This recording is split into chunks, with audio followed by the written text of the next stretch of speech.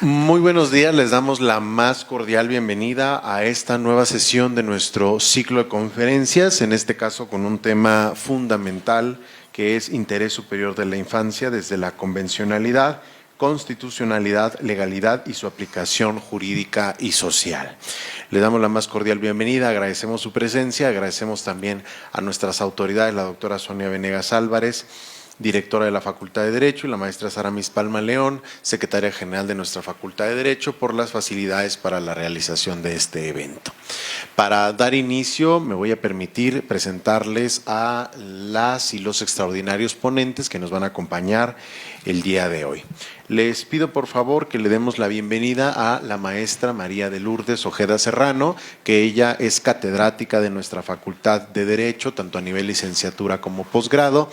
Ella es egresada de la licenciatura y la maestría en Derecho Constitucional de nuestra Facultad de Derecho, además de contar con la especialidad en Derecho Constitucional y la maestría en Derecho Comparado por la Universidad Autónoma de Barcelona. De igual manera se ha desempeñado en diversos ámbitos del servicio público, específicamente en la Cámara de Diputados y en la Cámara de Senadores, en el área de acciones y controversias de constitucionalidad. Les pido por favor un fuerte aplauso.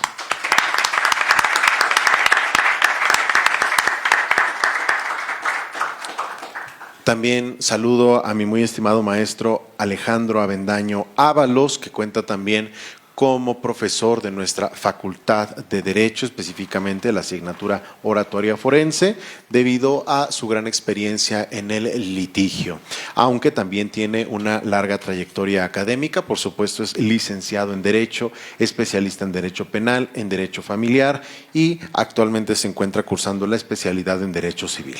Es maestro en Derecho por nuestra Facultad de Derecho de esta máxima casa de estudios y ha cursado diversos diplomados, tanto en violencia familiar, derechos humanos y diferentes situaciones relacionadas con el derecho penal. Ha recibido el doctorado honoris causa de la Universidad Hispana de Puebla, el Instituto de Ciencias Jurídicas y Periciales de Puebla y Juristas Internacionales por una Cultura de Paz. Ha impartido diversos cursos, talleres, diplomados y conferencias, tanto a nivel nacional como internacional, específicamente en nuestra Casa de Estudios, la Facultad de Derecho. Les pido un fuerte aplauso.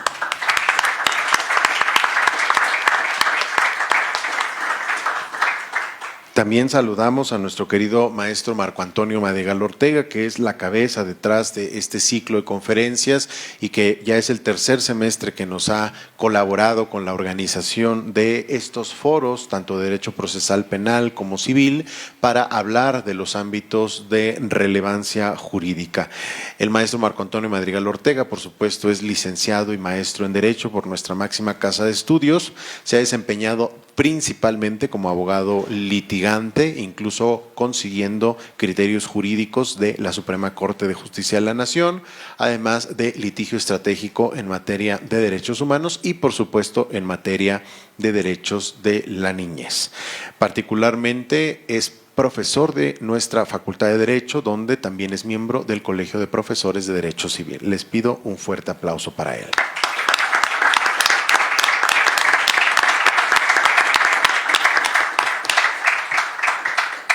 Y hoy nos hace el honor de acompañarnos también la doctora Rosángela Murcio Aceves, quien también se ha desarrollado en diversas especialidades, tanto como consultora, como directora jurídica e incluso directora académica, además de desempeñarse en el litigio por más de 30 años. Ha sido asesora jurídica en el Congreso de la Unión y tiene una larga trayectoria académica. Por supuesto, es licenciada en Derecho, egresada de nuestra máxima casa de estudios, además de contar con diversas especialidades en Derecho Constitucional, Política Criminal y habilidades docentes. Ha publicado libros en materia de Derecho Penal, además de contar con la maestría en Derecho Constitucional y el doctorado en Derecho, ambos de nuestra máxima casa de estudios en la Facultad de Derecho. Les pido un fuerte aplauso.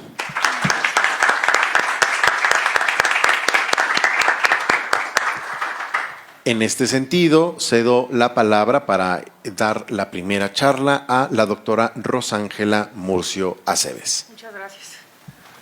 Bueno, pues muy buenos días a todos ustedes, agradeciendo de antemano la cordial invitación que se me hace para hablar de un tema súper particular y que actualmente, de acuerdo a los parámetros de convencionalidad, pues entraría en juego mucho los criterios de aplicación por parte del Estado mexicano. Recordando algunas condiciones básicas para poder plantear situaciones reales, que creo que a ustedes sería el punto más crucial que les podría interesar. Primeramente, ustedes recordarán que México, si bien es cierto, había firmado tratados internacionales desde la Convención de Belém do Pará, Declaración Americana de Derechos Humanos, pactos de derechos civiles y políticos, entre otros tantos, convenciones en materia laboral, en materia penal, etcétera.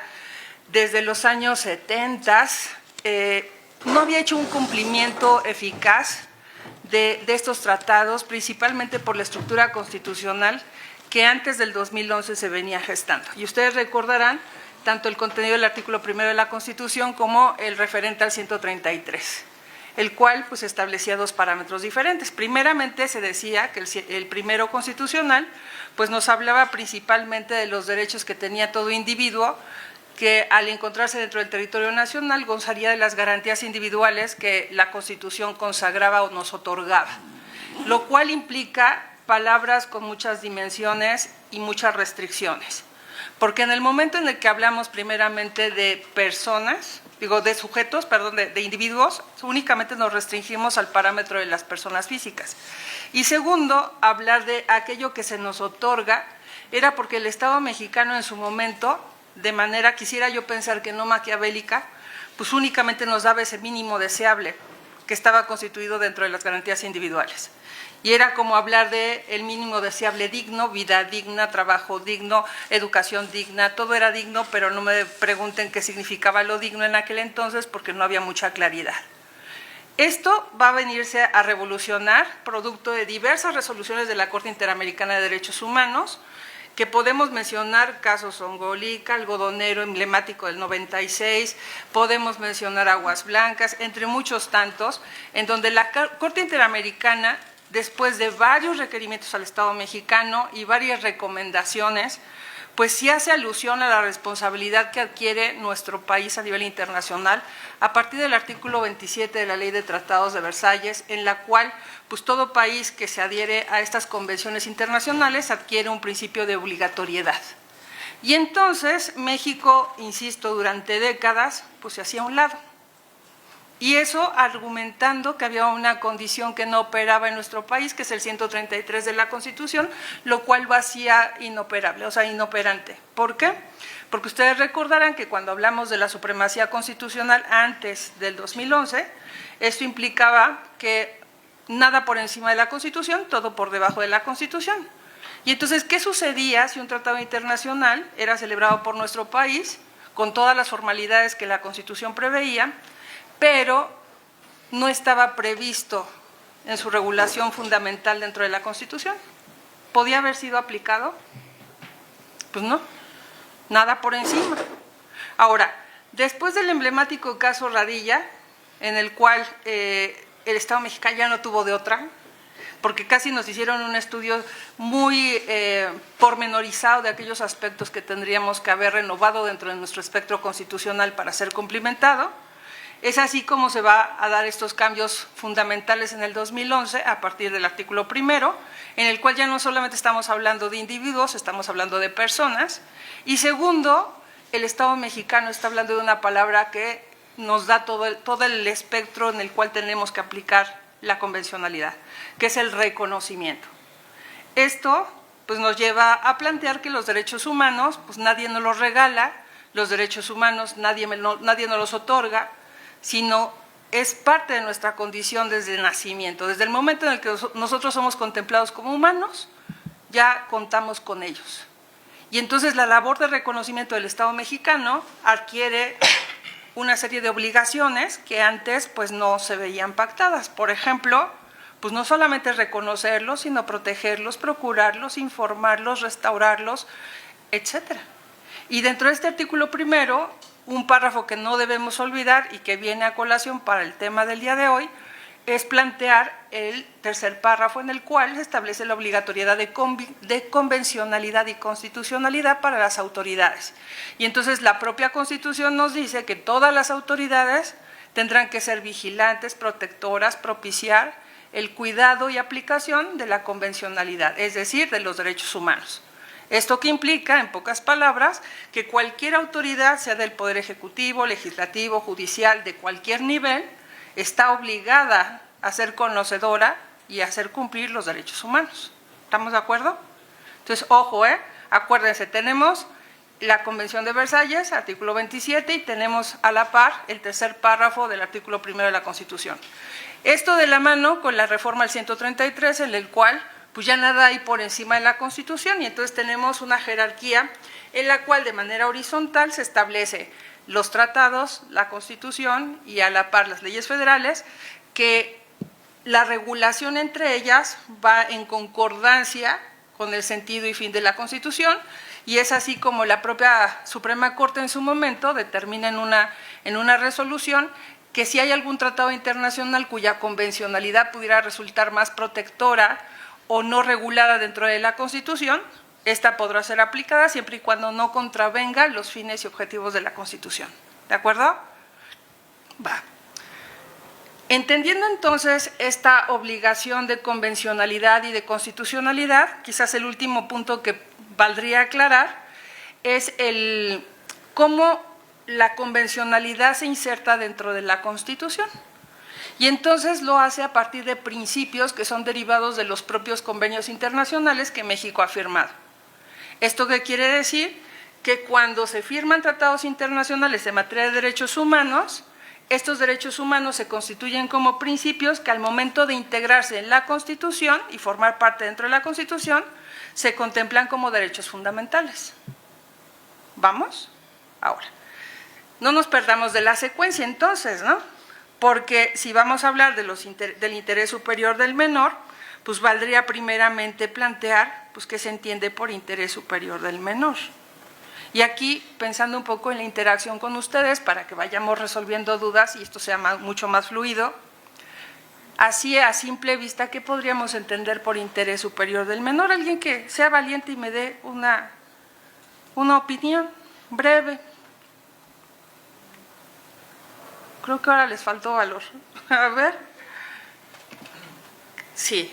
Es donde se pondera principalmente al menor como una instancia o el objeto principal en donde se busca establecer el máximo cuidado o interés para poder proteger sus derechos. Vamos, ¿alguien más? ¿Sí? Necesidades principales y primordiales. Ajá. Como son la comida, alimento, cuidado. Ajá.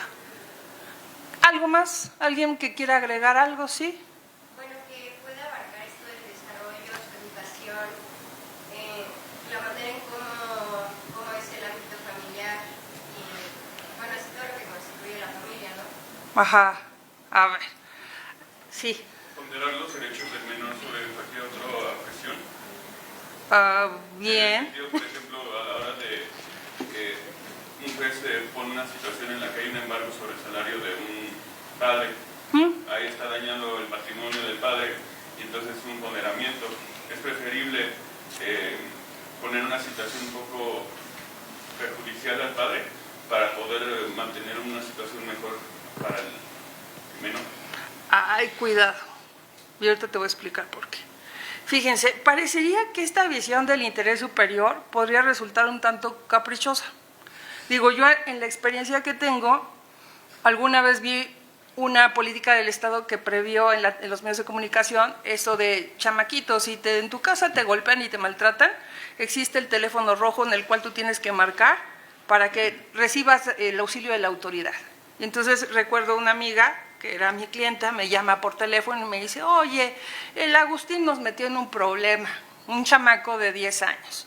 ¿Por qué? Porque no tenía qué hacer, estaba en su casa, vio el comercial, dijo que padre, empezó a marcar, le contestaron, cosa extraña, ¿verdad? Que las instituciones te contestan con tal velocidad, le contestan y él dice, es que en mi casa me maltratan, en mi casa me golpean, en mi casa me ultrajan casi, ¿no? Yo estoy vejado de mis derechos. Y entonces cuando llegan sus papás, pues resulta que ya está ahí la autoridad, están representantes del DIF, ya les quieren quitar al chamaco, y entonces me dice, ¿qué hacemos? Si aquí no lo tocamos ni con el pétalo de la rosa a Agustín, porque Agustín es sensible, ¿no? Y yo casi le decía, pues deja que el DIF se lo lleve para que aprenda. Pues sí, para que también sea respetuoso de la norma. Y entonces parecería que cuando hablamos, por ejemplo, de la salud emocional de un menor, nos estamos olvidando de los límites que tenemos que plantear. Porque entonces cuando no hay límites, pues el muchachillo hace esto y mucho más, ¿no? Pero esto se va a poner mucho más grave. Fíjense, tuve otro caso en el cual una niña, que en aquel entonces tendría 13 años, tiene un grave problema emocional y en su autoestima porque ella es hija de un rockero medio famoso, que irónicamente los destinos y los hilos de la vida pues lo juntan con una cirujana plástica, se hacen de una buena relación en un principio, tienen a una bebé y a la par pues él tiene muchas cosas que hacer, tiene muchas giras que atender y se desvincula del hogar, pero eso sí dice, soy responsable de mi hija y entonces de vez en cuando la voy a ver. Cuando puede le manda pensión, cuando se acuerda que tiene una hija, pues le manda pensión, pero eso sí, por lo menos una vez al año intenta verla.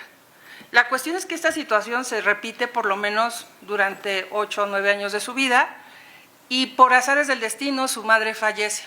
Pero su madre fallece muy previsora, al final médico, creando un fideicomiso que garantizara su educación, su formación, su estabilidad económica, pues hasta que fuera mayor de edad, dejando la tutela testamentaria en manos de su tío, su hermano de ella. ¿Esto qué quiere decir? Que quien funge la labor de padre, pues va a ser su tío materno. ¿Qué ocurre? Que una vez que fallece la mamá, se aparece el rockero y dice, oye, no, ya me acordé que tengo una hija de la cual, pues pobrecilla debe necesitar de mí. Y entonces le promete y le dice, sí, mira, te voy a ver en Navidad, tú no te preocupes, yo llego para Navidad. Y Navidad, pues él ya se queda esperando y no llega, ¿no? Y así el día de su cumpleaños, y así en algún festivo especial, o sea, promesas no cumplidas. Y cuando se aparecía, pues convivía con ella media hora, porque además era cansado convivir con ella, no tenían mucho afín de qué platicar, se aburría el rockero y se quería ir a su casa. Y entonces decía, mejor en otro día nos vemos, ¿no? Conciliamos y platicamos. ¿Qué ocurre? Que ella se acerca al despacho y entonces, a partir de esta necesidad, fíjense, una niña de 13 años planteando lo siguiente, dice, yo en realidad no tengo necesidad económica y no tengo necesidad de un padre porque mi tío es mi papá. Él me procura, me cuida, me alienta, es mi soporte emocional, mi soporte económico, no requiero más. Y entonces a mí me pone muy mal cada vez que mi padre me promete y no cumple.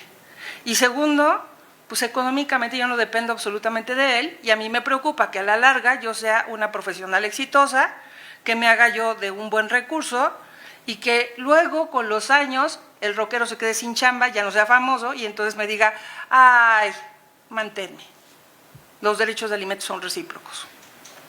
Imagínate, ¿eh? Pero en ese planteamiento que hasta ahorita parecería justo, ¿no? Diría, está bien, es coherente lo que está pidiendo.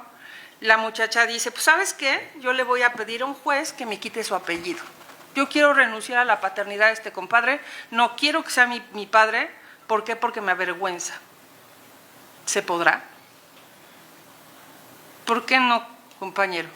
La obligación es recíproca, como usted bien dice, de la misma manera que un padre no puede renunciar a la patria potestad del menor, tampoco debería de poder renunciar a su apellido como tal. Pero si te hace daño. Es recíproca, no es una cuestión. Yo creo que a él no le hace daño. Él al final está en el pachequismo y en el rock, ¿no? A ver, fíjense, no es lo mismo la dimensión de un menor que la dimensión de un adulto. Yo también he escuchado padres que se quejan porque no los dejan convivir con sus hijos y sufren. Y esto no lo demerito. O sea, hay padres que verdaderamente sí ejercen la paternidad y que tienen ese compromiso. Pero entonces, ¿es la misma necesidad de un padre o es por la necesidad de un hijo? Porque cuando hablamos del interés superior, ¿en dónde tenemos que empezar a optar? ¿Hacia dónde nos hacemos o cómo lo interpretamos? Se interpone una demanda, fíjate, esta niña es trucha y entonces dice, no, yo sí quiero que hagan algo. Entonces se hace un intento, se inicia con una demanda y entonces el juez en estricto derecho, positivismo puro, Dice, el Código Civil establece aquí en la Ciudad de México que la niña tiene derecho a tener un padre, el cual la reconoció, y que no la podemos, por interés superior del menor, dejar en el desamparo. Porque si le quitamos a este padre, aunque sea inútil, la vamos a dejar en desamparo. Pero entonces, ¿qué hay que sopesar? ¿Es correcta esta resolución del juzgador? ¿Por qué no, compañera? ¿Por qué dirías, a ver, momento? Porque no se están considerando sus necesidades, lo que ella piensa que le está afectando, es por eso que lo está solicitando. Tal vez eso pueda crear un mejor desarrollo y tranquilidad y paz interna en ella. Podría ser. Bueno, en un principio no se está respetando el interés superior del menor al no considerar los motivos que le llevan precisamente a imponer esta demanda. En cuanto al cambio de nombre, que uno de los requisitos es precisamente que no se denigre o que haya una justificación alineada a no perjudicar el estado de salud mental de la menor. Ajá, sí. También es como en los casos de divorcio, cuando se hacen las audiencias, también por eso se le pregunta a los señores con quién quieren estar. Igual se está poniendo el interés superior, es decir, la estabilidad del niño, con quién se siente más cómodo, porque bien, yo puedo tener a mi pareja, puedo tener un hijo y tal vez soy tan indiferente con él, pero solamente por querer ganar, lo quiero quitar, pero finalmente no estoy pensando en el niño, y en este caso pues obviamente va a ser superior la estabilidad que tenga él, porque es un niño, todavía no está desarrollado, el cabello se supone que ya se ha ganado. Sí. Yo podría considerar que sí hizo lo correcto el juez por una sencilla cuestión.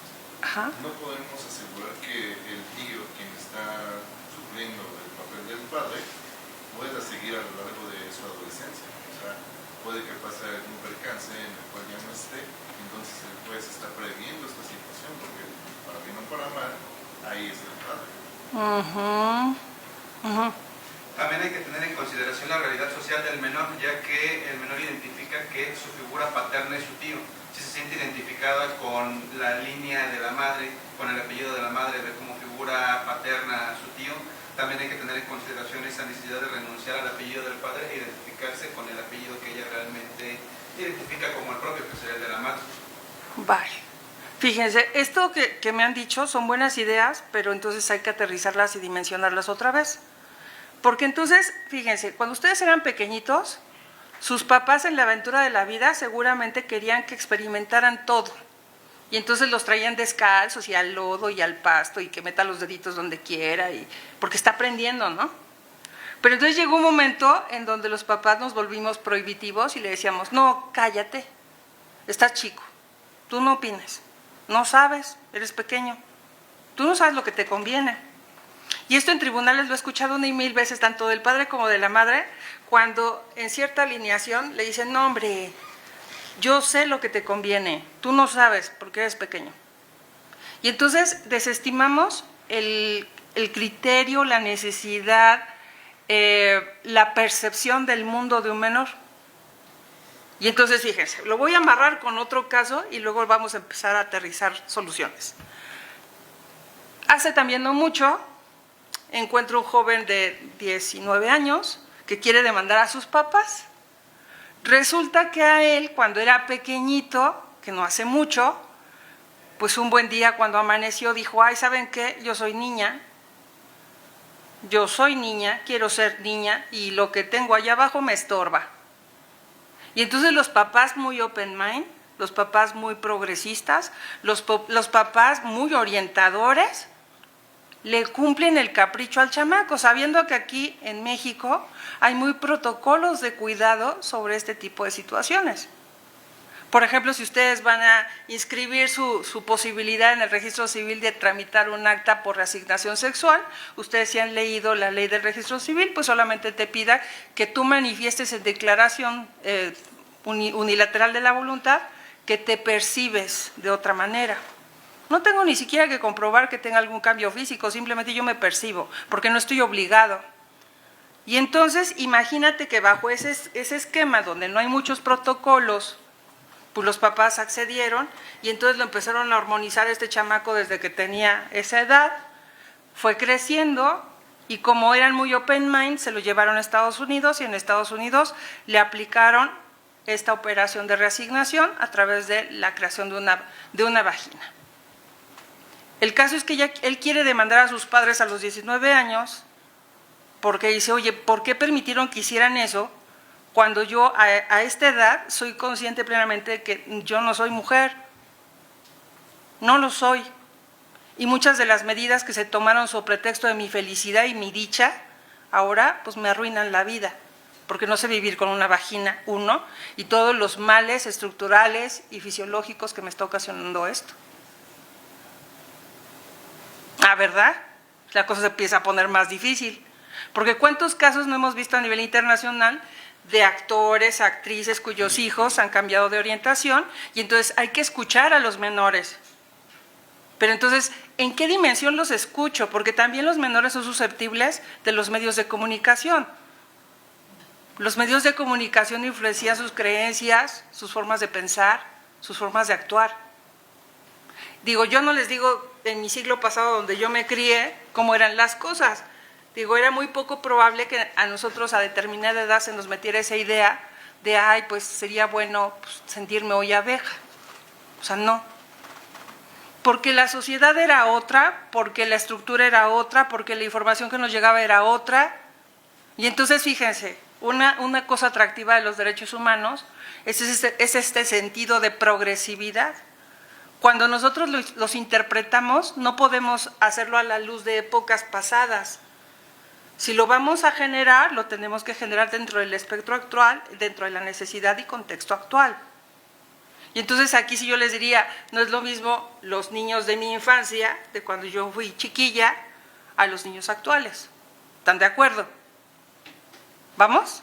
Ahora, esto no crean que está sin soporte, fíjense, ¿eh? Investigando el punto y yendo más profundo en el ámbito constitucional, te vas a encontrar dos casos que te van a explotar la mente. Primero, anótatelo porque este no te puede faltar, o ya lo van a empezar a uno coartar. 5 minutos. Bueno, los voy a dejar con muchas dudas entonces, ¿eh? Anoten el caso de Luciana, 350 diagonal 2025 de la Corte Constitucional Colombiana. Fíjense, esta resolución, que no se las voy a profundizar, innova sobre el interés superior por un criterio que se llama el criterio de exigencia estructural progresiva. Y entonces, a nivel de convencionalidad y sobre todo en la Convención de los Derechos de los Niños, se ha establecido que cuando un juzgador o una autoridad tiene que valorar ese espectro del interés superior, lo tiene que hacer tomando en consideración que las decisiones que tome hoy no repercuten solo hoy, sino repercuten en el futuro de ese menor. Fíjense lo importante que nos está dando este criterio, la importancia que nos está dando este criterio. Esto implicaría que hay que tomar un enfoque de curso de vida. Independientemente de lo que quiera el menor, independientemente de lo que se esté solicitando por derecho, hay que observar lo que puede ocurrir con la decisión en el curso de la vida de ese menor. Que, por ejemplo, en este último caso, la decisión que toman los padres de manera quizás arbitraria, pues no tomó en consideración eso. Había que optar por el interés superior en el punto de que el propio menor pudiera acceder a esta opción de manera mucho más consciente e informada. Así también, este principio nos lleva a un factor también de interpretación cuando obligan a las autoridades a tomar decisiones con base en peritajes psicológicos, sociales, pedagógicos y todas aquellas otras evaluaciones transversales de otras profesiones que sean necesarias para comprender la realidad del menor, a fuerza. En el caso de la menor que dice, oye, yo ya no quiero que este señor rockero sea mi padre, no solamente habría que observar la posibilidad de protección que tiene el hecho de reconocerle el padre como tal, sino también el perjuicio que le ocasiona el convivir con un sujeto con el cual nunca ha convivido, con el cual no tiene arraigo familiar, con el cual no tiene confianza. Entonces imagínate que tú le reconoces esos derechos ejecutables al papá, le haces que a ella no se le conceda la opción de renunciar y entonces la obligues a convivir con ese sujeto con el cual ni siquiera está acostumbrada. ¿Qué le causaría mayor perjuicio? habría que pensarlo, ¿no? Y el último punto, fíjense, esta parte es sumamente interesante cuando hablamos del espectro de análisis sobre la voluntad del menor. La autonomía progresiva y respeto de esa voluntad del menor, la cual nos lleva a que el menor también cambia de opinión. Ustedes cambiaron muchas veces de opinión, y más cuando eran pequeños. Ayer a lo mejor pensabas que lo mejor era ser verde o rojo o morado, y después a los 2 o 3 días ya no quería ser ninguno de esos colores y quería ser Superman, ¿o no? Entonces esto nos lleva a que el control de la convencionalidad dentro de los límites judiciales, pues no solamente opera en un estricto sentido de discrecionalidad objetiva y positiva del juzgador, sino que se tiene que alargar el criterio interpretativo de forma progresiva a fin de poderle dar alcance a un derecho humano que está consagrado en la Convención de los Derechos de los Niños y, como vuelvo a insistir, de cuyo cumplimiento es obligado para el Estado mexicano a través de sus autoridades. No los quiero agobiar mucho más, pero sí, para cerrar, chéquense el criterio de la opinión consultiva 17/2002 de la Corte Interamericana de Derechos Humanos, en donde nos habla de los titulares plenos de derechos humanos a los menores, y la última, que tendría que ver con un criterio del Tribunal Europeo, en el cual el Tribunal Constitucional francés está reafirmando esto que estamos comentando respecto a la posibilidad de que una persona sea adoptada 2 o más veces en el espectro de las familias estructuradas. Entonces, ¿qué tanto un menor se ve beneficiado cuando tiene 2 o 3 padres o 2 o 3 madres, de los cuales puede heredar, recibir cuidado, atención, apoyo, seguridad social y demás? En un primer momento el tribunal francés se va a restringir y va a decir no, porque esto desnaturaliza el concepto de familia, pero entonces la pregunta, para cerrar el punto, es ¿quién verdaderamente protege con amor al menor y a aquellos a quienes ama al menor o aman al menor? Muchas gracias.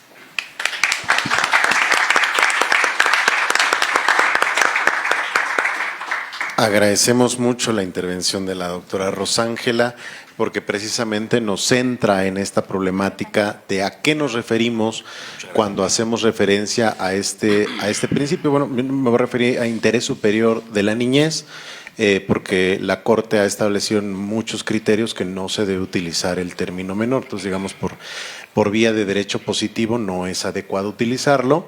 Este término de interés superior de la niñez, que es complejo y que además debe abordarse desde un enfoque multidisciplinario. Hay que recordar que nuestra formación jurídica no es multidisciplinaria, por eso las demás ciencias sociales, o en general todas las disciplinas no nos quieren, pero es muy importante que no se aborde específicamente desde los prejuicios que a veces existen respecto del adultocentrismo, el determinismo biológico y otras particularidades que suelen afectar. De hecho, este criterio que menciona la doctora muy acertadamente, la Corte Constitucional de Colombia, que es muy reciente, es promovido por una niña de 10 años sola, sin abogado, investigando, promueve, y justamente cuando el caso llega a la Corte dicen, bueno, lo podemos desechar o podemos tomar en consideración el efecto del curso de vida, ¿no? Estos criterios de interés superior de la niñez en muchos casos están determinados por la cuestión jurisprudencial, porque la norma no nos da, ¿no? Aunque, por supuesto, la Ley General de los Derechos de las Niñas, Niños y Adolescentes sí nos habla de la autonomía progresiva. Es decir, yo no puedo tomar en consideración lo mismo la opinión de una persona de 8 años que una de 10, que una de 12, una de 14, que una de 16. ¿Sí? Porque decir que todas las personas menores de edad son iguales o piensan iguales o son incapaces de determinar, pues sería un error a la luz de la misma disposición jurídica. Bien, dicho esto, vamos a dar pie a la participación del maestro Alejandro Avendaño Ábalos, para quien pido un fuerte aplauso.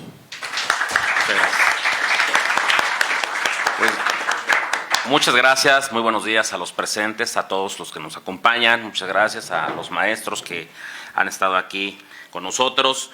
Y dado mi perfil procesalista, yo les quiero comentar un poquito cómo es que se aplica este principio del interés superior de las niñas, los niños y adolescentes en el Código Nacional de Procedimientos Civiles y Familiares. Como ustedes ya saben, tenemos un nuevo sistema de enjuiciamiento oral, pero que no se ha implementado en casi toda la República Mexicana, solamente en la Ciudad de México, y eso en la Ciudad de México lo tenemos en una primera fase. Pero esta forma de enjuiciar nos permite que la solución de los problemas que se puedan suscitar pueda favorecer a las partes. De entrada, bueno, me gustaría yo comentarles que el juicio oral familiar, que aquí es lo que nos interesa, el juicio oral familiar, que va a ser aquel que va a servir para poder dilucidar o poder resolver estos problemas, pues se estructura de 3 etapas, 3 grandes etapas que tiene el juicio oral familiar, que es la etapa postulatoria. Esa etapa se caracteriza principalmente porque las partes, es decir, una parte actora o demandante, presenta su demanda, fija su pretensión, y tenemos también, una vez que se admite esa demanda a trámite, se ordena el emplazamiento, esto es, que se le comunique esa demanda al demandado, pues este demandado ya emplazado pueda producir la contestación como una forma de responder, digamos, muy común, ¿no? Porque podemos tener varias formas de que el demandado pueda reaccionar. Igual puede ser que no conteste la demanda, puede ser que se vaya en rebeldía, o puede ser que se allane total o parcialmente. Es decir, allanarse es que acepte ciertas pretensiones o de manera total o parcial. Entonces, la reacción más común que pueda tener un demandado pues, es contestar. Entonces, esta etapa de postulatoria se caracteriza justamente por eso, para que las partes fijen sus pretensiones. Tenemos también una etapa preliminar que pues la finalidad que busca es depurar el juicio, es decir, que se pueda, en primer lugar, dar solución al conflicto a través de un convenio, pero si no, entonces hay que preparar todo aquello que sea necesario para la siguiente etapa, que en este caso sería el juicio oral o el juicio. Es decir, si no hay solución a través de un convenio entre las partes, entonces vamos a depurar cuáles van a ser los hechos que van a todavía ser controvertidos, porque a lo mejor si la parte actora manifestó que procrearon en común a un hijo, pues realmente si la demandada lo acepta, pues es un hecho ya no controvertido, es un hecho que va a quedar fuera del juicio, dado que ya está aceptado. También de igual manera vamos a llevar las pruebas necesarias que nos van a servir pues justamente para pretender acreditar esos hechos que todavía son controvertidos. Eso es la etapa preliminar. Es una etapa preliminar que a su vez se divide en 2 fases. Tenemos una junta anticipada y tenemos una audiencia ante el juez. Todo eso se lleva en un solo momento, no crean que son 2 sesiones. En un solo momento te convocan a las 10 horas de tal día para llevarse a cabo la etapa preliminar. Y bueno, pues la junta anticipada se caracteriza como si fuera una sesión de mediación. No sé si alguien ha visto o ha visto en los videos de YouTube, porque digo, a menos de que alguien haya sido algún participante de un proceso de mediación, pero justamente es un espacio, una sala en la cual no está el juez, está un secretario judicial, están las partes, de hecho es una mesita, y obviamente lo que se busca pues es si hay una propuesta de convenio, si hay alguna propuesta de acuerdo de hechos no controvertidos, oye, qué hechos tú aceptas, qué hechos no, también igual pruebas, qué pruebas vamos a llevar al juicio, etcétera. Y bueno, pues ya cuando termina, ese mismo día se pasa a la audiencia ante el juez, y el juez pues va a resolver si hay un convenio, pues se va a tener por aprobado, si es el juez lo estima pertinente, y en caso de que no, bueno, pues resolver todos los demás temas pendientes que yo he comentado para preparar el juicio. Ya en juicio, que es la tercera etapa, en esta etapa de juicio oral, justamente lo que se va a buscar es que las partes formen sus alegatos de apertura, es decir, le digo al tribunal, al juez, que te quiero prometer que voy a acreditar ciertos hechos. con tales testigos, tales peritos, etcétera. Y entonces, ya que formulen sus alegatos de apertura, entonces ya se van a desahogar las pruebas que fueron previamente admitidos. En la etapa preliminar, la etapa anterior, desde luego que ya el juez tuvo que pasar al tema de admisión de pruebas o a la exclusión, cuáles van a ir al juicio, cuáles no. Entonces llegamos a juicio y esos testigos admitidos, esos peritos admitidos, van a ser los que van a ser interrogados, contrainterrogados, reinterrogados, recontrainterrogados, que son técnicas de litigación, que no es materia de esta plática, pero estoy dando una breve introducción, porque ahorita que yo comente algunos aspectos, pues ustedes están norteados. Entonces, en esa etapa de juicio oral, van a presentarse sus testigos, estos peritos, van a ser interrogados, va a haber cierta información y el juez va a emitir su sentencia definitiva. Es decir, si le asiste la razón a una de las partes. Y después ya tenemos una etapa para que se pueda apelar, viene ya que la sentencia pues ya no pueda ser, ya es firme, ya sea firme, pues ya viene la ejecución. Bajo este contexto del juicio oral familiar, yo quisiera que ya situara el interés superior del menor, de las niñas y adolescentes. Lo que pasa es que cuando decía el maestro Carlos, que desde luego que hay una tendencia más que nada internacional, jurisprudencial, de intentar abandonar esa denominación de menores de edad. Me parece afortunada, sin embargo, en la práctica a mí me ha pasado que para, digamos, englobarlos o hablarlo de manera más rápida, pues a veces decimos menores de edad, ¿no? O el hijo menor de edad. Entonces, pero al final del día, lo que yo quiero aquí establecer es cómo este principio de interés superior de niñas, niños y adolescentes o del menor de edad se aplica en el Código Nacional. Miren, el artículo 557 del Código Nacional establece cómo este principio debe ser respetado por el juez en ese juicio oral familiar. Aclaro, también existen procedimientos no contenciosos, es decir, que no tienen ningún tipo de conflicto. Por ejemplo, una adopción, pues ¿cuál conflicto, no? O sea, es un trámite. El tema del permiso de viajar, la autorización del progenitor para que la niña adolescente viaje al extranjero, bueno, pues ese es otro también, no tiene conflicto, ¿no? Salvo que ahí hubiera algún tema. Pero entonces, los procesos no contenciosos vamos a hacer a un lado. El juicio oral familiar. ¿Cómo el juez debe de respetar el interés superior de niñas, niños y adolescentes? Bueno, ese artículo establece 7 supuestos que hay que observar. En primer lugar, actuar más allá de la demanda. Así lo reza la fracción primera. Fíjense que yo tuve un caso, porque este juicio oral familiar, déjenme decirles, ya nosotros en Ciudad de México ya lo venimos, y algunas otras entidades federativas que me ha tocado capacitar, ya lo venimos aplicando.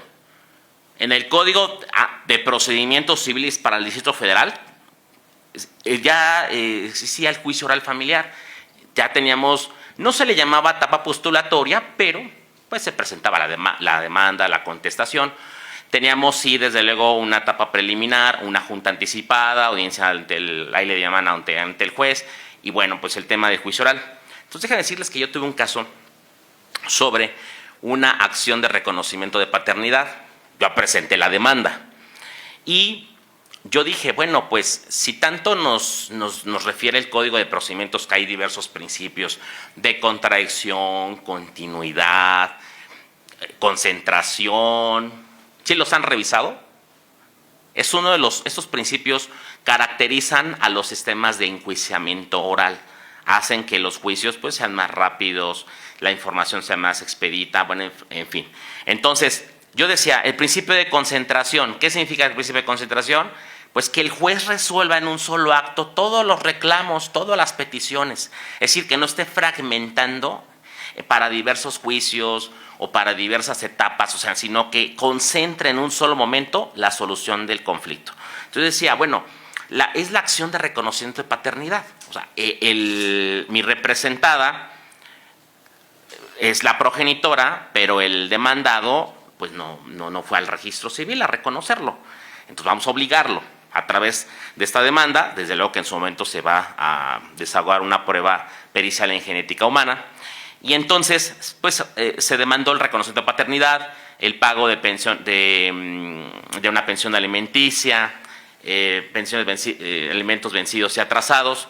Pero yo dije, ¿y por qué no la custodia? Porque en mi expertise y en varias demandas y que yo revisaba, pues prácticamente nadie pedía la custodia. Entonces yo ese día pedí la custodia y la verdad se me hizo muy injusto que en la junta anticipada el secretario judicial me dijera, oiga, licenciado, bueno, pues si ya estamos llegando a una propuesta de convenio, si el demandado ya está reconociendo que sí quiere reconocer que es su hijo y va a pagar una pensión alimenticia por tal monto convenido, es decir, dijo que 8,000 pesos estaban bien, pero no podemos resolver la custodia. Y, oiga, pero es que también es fundamental que se fije un régimen de convivencias, ya sea abierto o ya sea calendarizado. No, eso llévelo a otra vía jurisdiccional, otra vía legal. Entonces, en mi caso tuve que apelar, nos fuimos al amparo y el amparo obtuvimos la resolución favorable, ¿sí? Es decir, que si dice esta fracción primera, actuar más allá de la demanda, pues bueno, si en un dado caso la parte actora omite la custodia de ese hijo en la acción de reconocimiento de paternidad, pues el juez ir más allá, resolver todo lo inherente al menor y que sea pertinente, ¿verdad? Por ejemplo, no va a poder ir más allá de las cuestiones que no tienen nada que ver con el asunto. Decía la doctora Rosángela, el tema de el cambio de identidad de género no se está planteando en una demanda de reconocimiento de paternidad, y segundo, no tendría por qué el juez entrar en un tema así, pero sí el tema de custodia, porque si ya va a haber un reconocimiento de paternidad, pues de una vez defínase la custodia y de una vez defínase las convivencias. Entonces, actuar más allá de la demanda. 2, priorizar el derecho a la protección especial. Estamos con los supuestos de cómo el juez debe cumplir el interés superior del menor.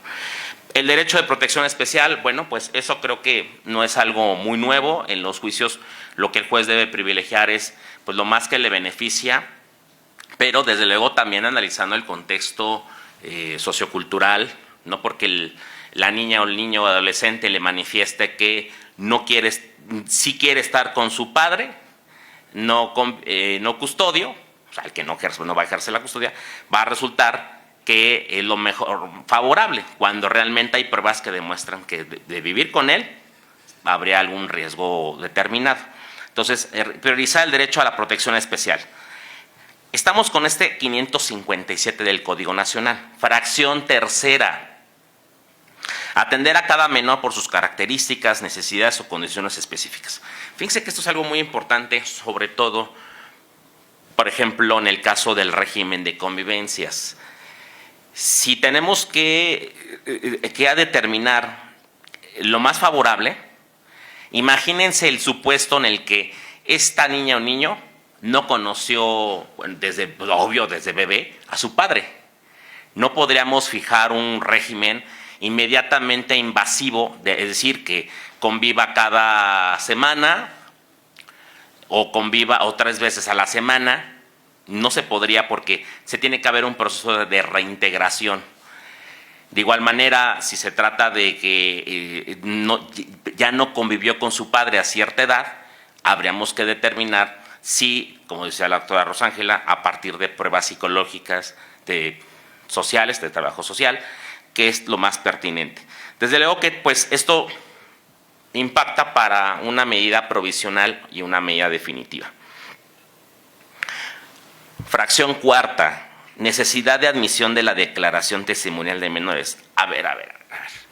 Aquí es un error del legislador. La verdad, nunca encontré en el Código Nacional que la declaración testimonial de menores fuera un medio de prueba, así como lo dice. Si ustedes revisan qué tipo de medios de prueba pueden ser ofrecidos, bueno, pues declaración de parte. La declaración de parte es cuando pues la parte actora se le interroga, a la parte demandada declaración en parte contraria, se le interroga a la parte demandada. una prueba documental, prueba pericial, el tema de prueba de informes, pero no así la declaración testimonial de menores. Entonces, en ese sentido, considero que está mal ahí el legislador, nunca se va a poder ser interrogado un menor, en todo caso podría existir lo que es la opinión de menor. Quinta, evitar demoras prolongadas, innecesarias en diligencias o requerimientos intimidantes. Estos requerimientos hay que tener mucho cuidado, sobre todo las audiencias prolongadas. Me parece que el Estado mexicano tiene el compromiso de procurar que las audiencias sean lo más rápido posibles. Me parece que lo está logrando en cierta medida, pero en materia penal, por ejemplo. Pero aún así en materia penal todavía siguen teniendo retrasos. Entonces, ahora con el Código Nacional hay una unidad, también tenemos unidades de gestión judicial, algo así como los juzgados. Entonces, en ese sentido, ahí sí considero que hay que tener mucho cuidado en la organización, hay que crear más unidades o juzgados, como ustedes lo quieran entender, y mayor capacitación de los jueces, porque si el juez va a estar con poca capacidad para llevar una audiencia, imagínense ahora que estos jueces, muchos jueces que vienen por elección popular, no van a saber cómo llevar una audiencia. Si no se les capacita, no se les instruye en ese aspecto, va a ser las audiencias más atrasadas y eso en perjuicio de los menores, ¿no? En la fracción sexta, reserva de datos personales. Desde luego, esto siempre ha sido importante, que no se revelen sus datos. Tan es así que en los juicios sus nombres van por las letras, ¿no? Sus iniciales, AJLB, ABBB, no sé. Es porque puede ser que algún abogado habilidoso diga, bueno, pues con el nombre del menor lo publico, ¿no?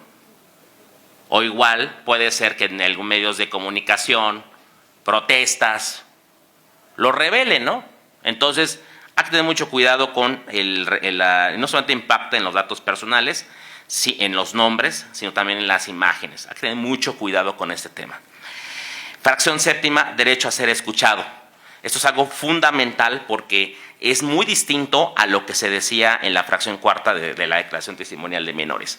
La declaración testimonial de menores pareciera un interrogatorio, como fuera un testigo. Ojo. La niño adolescente puede ser un testigo, pero en otro tipo de procedimientos. Por ejemplo, en el tema de materia penal, la víctima es un testigo, Entonces, ahí sí tendría que ser interrogado, claro está, con ciertas técnicas muy propias para la infancia. Entonces, el derecho a ser escuchado. ¿Estamos bien? Bien. Luego me prolongo y nadie me pone límites. Muy bien, gracias. Este último, derecho a ser escuchado, aquí también quiero comentar algo muy importante. El Código Nacional nos marca las condiciones por las cuales se va a llevar a cabo esta comparecencia. Es decir, ¿cómo se va a llevar? Fíjense. Primero, no en un ambiente hostil. El Código Nacional dice que no en un ambiente hostil. En materia familiar, es difícil todavía tener espacios. Digo, yo ahora que subí a los últimos pisos, ahí en las unidades de gestión, ahí donde están las nuevas unidades que están ya aplicando el Código Nacional, sí tienen ahí un espacio lúdico, un espacio para tener a los niños, pero creo que hay que hacer un poquito más, ¿no? El poner juegos un poco más grandes, quizá. No nada más es decir, tengo un rompecabezas y ya. O sea, habría que ver por los tiempos que puedan representar las audiencias. También el ambiente hostil, pues implica el tema de que, y esto va unido con otra condición que tiene que ver de que no deben de emitir su opinión en frente de sus progenitores, de las partes. Porque si las partes están peleando, imagínense cómo el juez va a procurar el interés superior de las niñas, niños y adolescentes. O sea, debe ser muy cuidadoso el juez en que no haya condiciones de hostilidad. Por ejemplo, puede ser que incluso un testigo de la contraparte que pueda incluso hasta intimidar al niño. Entonces, me ha pasado casos en los cuales el tío trae una carpeta de investigación por violencia familiar. Pero obviamente el juicio se está llevando, son alimentos, es un juicio de alimentos, custodia, pero solamente entre los padres. Pero el tío de una de las partes, resulta que trae una carpeta y también es ofrecido como testigo. Pues obviamente si hay que hacer valer este tipo de situaciones, hay que hacérselas saber al señor juez de que ese testigo puede representar una amenaza, una hostilidad en el menor al momento de entrar al juzgado o en su caso a la unidad de gestión judicial, que decía que son como juzgados. Otra condición para que se lleve a cabo este derecho a ser escuchado es que sea en presencia de un equipo interdisciplinario. Aquí es lo que decía el maestro Carlos, ¿no? La importancia de que el derecho no nada más se mire con reglas y principios de tipo jurídico, sino que también podamos tener una visión inter, multi y transdisciplinaria. En ese sentido, gracias. En ese sentido, aquí la escucha de menor va a intervenir un psicólogo, pero ojo, el psicólogo debe tener una subespecialidad en infantes, en menores, ¿sí? Sobre todo en psicología infantil. Yo estuve buscando, fíjense que pues, las especialidades, no porque yo quisiera hacerlas, yo soy abogado, pero para elegir a los peritos particulares, y no encontré así en muchos lados la especialidad en psicología infantil, pero sí hay, digamos, le ponen a veces de varios nombres. Entonces, hay que tener mucho cuidado en que no nada más sea así, por ejemplo, no se vaya a confundir con la psicología social, la psicología... hay varios tipos de psicología. Entonces, aquí el perito en psicología con especialidad en niños y adolescentes va a intervenir un agente del Ministerio Público para que pueda advertir si existe algún acto de violencia, ¿verdad? Poder representar a lo que su derecho convenga. Y desde luego aquí tiene que estar el señor juez en una entrevista. No es interrogar, es una entrevista. Y para realizar este tipo de entrevistas hay muchas técnicas. Por ejemplo, el juez debe dominar el rapport. El rapport es una manera de romper el hielo. Pero no nomás es eso, el rapport, sino que diversas técnicas para poder extraer la información de esa niña ni adolescente de manera eficaz. Tercero, y voy terminando, exceptuada de contradicción y sin presencia de progenitores o tutores, ya lo decía, no puede haber una contradicción. Si la niña o niño dice, es que no quiero estar con mi papá, el papá no puede ir y reclamarle. Y si llega a pasar muchas veces en el CECOFAM, es decir, Centro de Convivencia Supervisado, que de repente dices, oye, ¿por qué no quieres convivir conmigo? Y le empieza a reclamar, y eso no es adecuado. Cuarto y quinto, y con eso termino, apoyo de un familiar o profesional de su confianza, eso es en casos de violencia sexual. Y finalmente, estas sesiones videograbadas, porque imagínense para que sean del alcance de tribunales revisores, es decir, los tribunales que van a conocer de una apelación, de un juicio de amparo, pues tienen que conocer la videograbación. En los juicios escritos, lo que platicaron con el menor está transcrito. ¿Se imaginan esa transcripción? ¿Cuántos sesgos puedan existir de quien lo transcribe? Entonces, por eso, y nada más hago una crítica. Aquí yo creo que el Código Nacional le faltó que se pueda emitir una evaluación psicológica para determinar si esa niña adolescente es capaz de poder ser entrevistado, como sucede con la materia penal. Eso no tiene el Código Nacional. Si el juez ordena la escucha del menor, el niño va y es escuchado, pero no evaluamos psicológicamente si está en condiciones de hacerlo. Pues sería todo. Muchísimas gracias por su atención. Qué amables.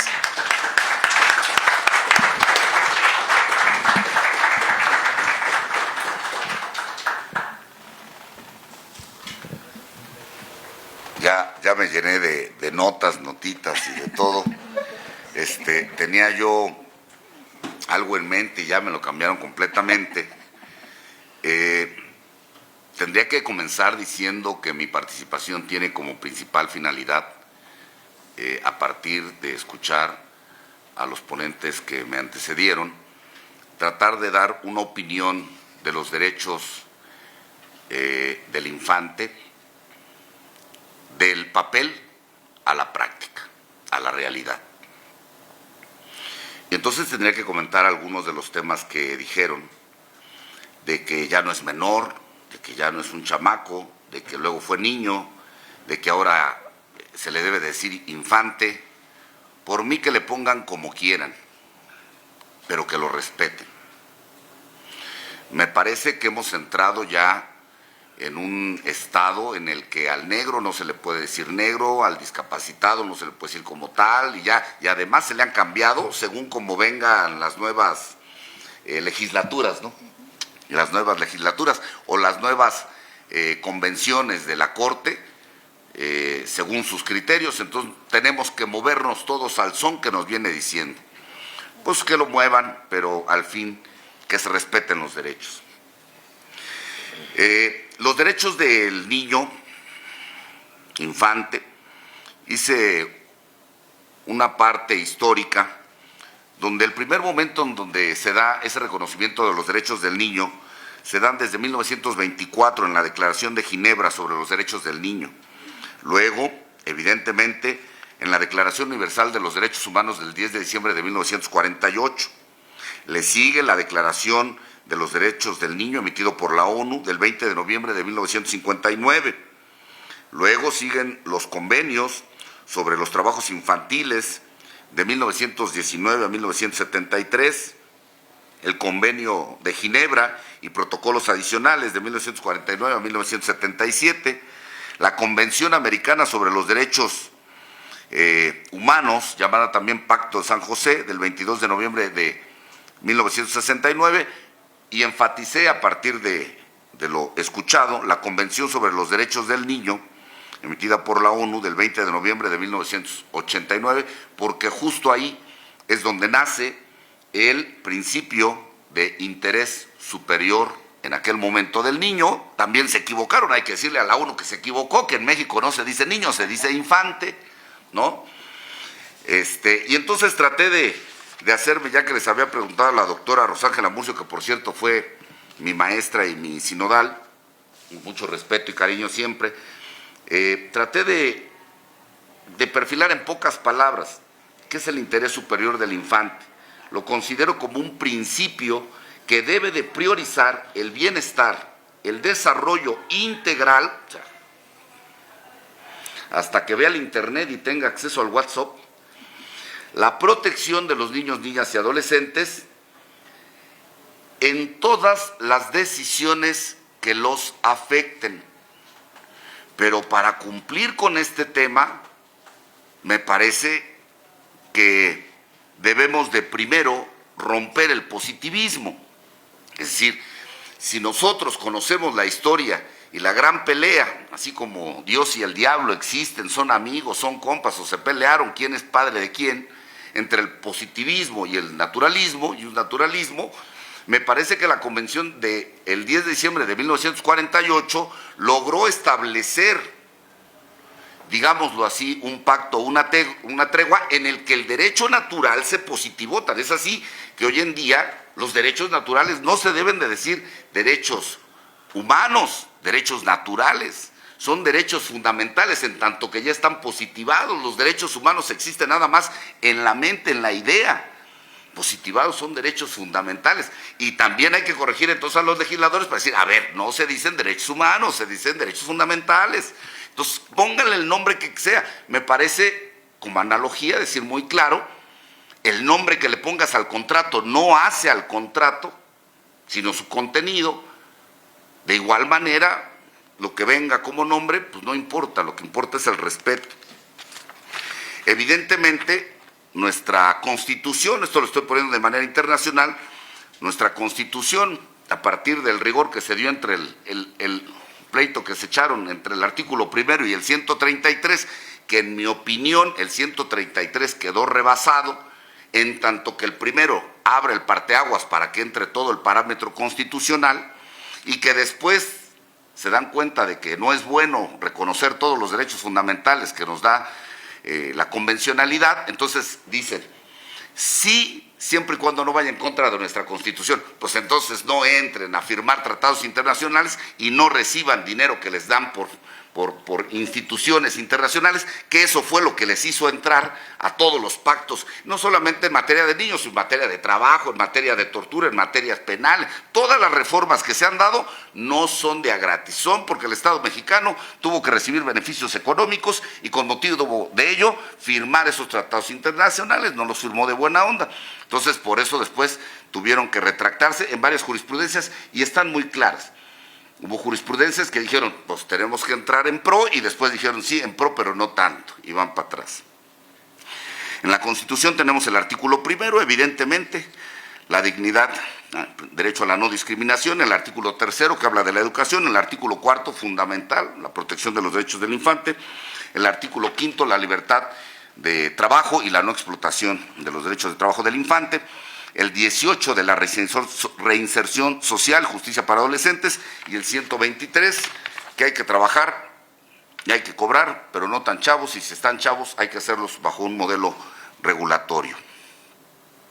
Siguiendo, evidentemente, el Código Nacional de Procedimientos Civiles y Familiares, bueno, fue un ahí viene el lobo, ahí viene el lobo. Yo desde que empecé a dar clases creo que ya estaban en el proyecto del Código Nacional, y mejor lo hubieran dejado como estaba, porque en realidad no sirve, al menos para el tema familiar que nos ocupa, absolutamente de nada. Está rebasado. Todo lo que nos dijo el maestro Avendaño es muy cierto, pero lo veo con mucha pena. No nos alcanza la norma jurídica para proteger a los infantes a la luz del interés superior del niño, del infante. Ya establecí las convenciones internacionales, ya establecí los criterios constitucionales. Podría hablar también de los derechos que nos dan el Código Nacional de Procedimientos Civiles y Familiares a favor del menor, y la Ley General de Protección de Niños, Niñas y Adolescentes, que es una copia o una calca de los anteriores internacionales y nacionales que nos da la Constitución. Problema, y ya dijimos, en México tenemos muchas dificultades para poder tratar como seres humanos los problemas que existen entre parejas, por llamarlo así, cónyuges, si en algunos casos se da. El problema medular donde entra más el tema de la guardia y custodia es el tema de guardia y custodia, ¿no?, y de la patria potestad de los infantes. No nos alcanza, pero por supuesto, las normas que establece el Código Nacional de Procedimientos Civiles y Familiares, y menos las de antes. Si alguien toma como rehén al niño y se agarran a hijazos, ya para cuando vayan a la audiencia de menor ya está súper alienado. Y que conste que hubo quienes dijeron que no existía el síndrome de alienación parental. Pues no existe, científicamente no existe. Pero eso no significa que no exista la alienación. Y varios se fueron en banda y dijeron, es que no existe, no existe. Es cierto. Me parece que en esa audiencia de menor, y aquí tengo que hacer otro paréntesis, de que los infantes no pueden ser testigos, bueno, yo creo que sí. Sostengo que sí, es más, debería de ser así. Si muchos jueces hoy en día no aceptan la declaración de parte, por sus criterios, bueno, que presten su código, ¿no? Pero la testimonial de infante, por supuesto. ¿Qué acaso los padres no los interrogan? A ver, hijo, me dicen en la escuela que tú le pegaste tal. ¿Es cierto o no? Agachan la cabeza. Sí, papá. ¿Me explico? Por supuesto que tienen conciencia. Evidentemente habrá que ver lo que decía la doctora Rosángela Murcio. Hay que atender, por supuesto, a la autonomía progresiva, conciencia progresiva que debe de tener ese infante para saber hasta qué punto puede decir sí o no a la verdad. El interrogatorio, bueno, ya nos dieron el parámetro. Si se da en materia penal, ¿por qué no en familiar? O sea, es una aberración ideológica, ¿no? Por supuesto que se puede y se debe de llevar a cabo ese tema en materia familiar. Pero hay otro tema al que le llamé simulación o falacia. En todos estos temas de guardia y custodia, de patria potestad, donde están inmersos los derechos del infante, que como dijimos, el interés superior del infante tiene que ver con que sea respetado, priorizado, porque le puede afectar la decisión que se tome, es una simulación. que se propone y se proyecta, pero al 1000 hacia la corrupción. Sí es cierto, debe de estar el Ministerio Público, que enfatizo, no hace nada. Debe de estar el psicólogo, que vuelvo a enfatizar por 3 veces, tampoco hace nada. Debe de estar el de Trabajo Social, que no hace nada. Bueno, creo que hasta hay una jurisprudencia que dice, y si no llegan, porque luego nunca llegan, y si no llegan, también que se lleve la audiencia.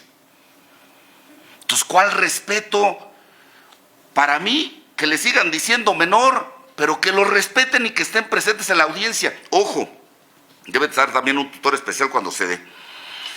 El caso es que el nuevo código, y el anterior también, no establecen, en ninguna parte se les olvidó cuidar el interés superior del infante, en ninguna parte establece que a estas personas que están interviniendo en esa audiencia puedan argumentar en relación a lo que ellos están, o es materia de su experticia, respecto del infante. ¿Quién dirige la audiencia? El juez. Estando en audiencias, el Ministerio Público, su señoría, fíjese que yo espero, cállese, ahorita yo le doy la voz, al Ministerio Público. Están los psicólogos, oiga, fíjese que, a ver, usted nada más respóndame lo que yo le estoy preguntando.